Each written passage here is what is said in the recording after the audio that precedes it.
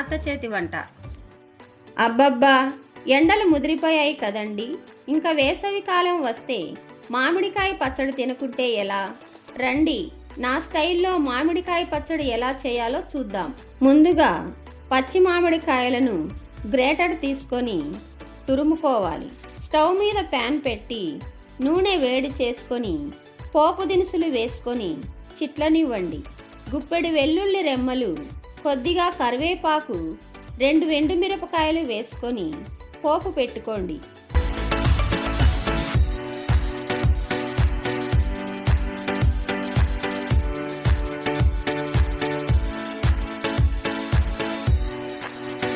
ఇప్పుడు మనం ముందుగా తురుముకున్న మామిడికాయ తురుము వేసుకొని బాగా కలుపుకోండి.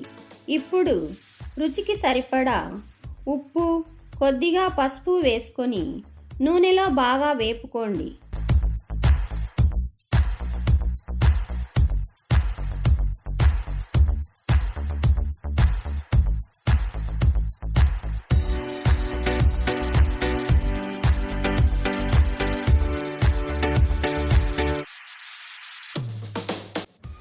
మామిడికాయ తురుము వేగిన తర్వాత 1 టీ స్పూన్ కారం వేసుకోండి.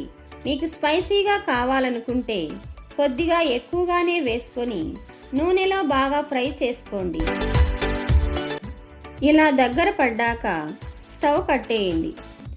అంతేనండి, ఎంత సింపుల్గా అయిపోయిందో కదా. మరి ఆలస్యం ఎందుకు, ట్రై చేసేయండి. ఈ వీడియో మీకు నచ్చినట్లయితే లైక్ చేయండి, షేర్ చేయండి. మరిన్ని వీడియోస్ కోసం మా ఛానల్ని సబ్స్క్రైబ్ చేసుకోండి. Thank you for watching.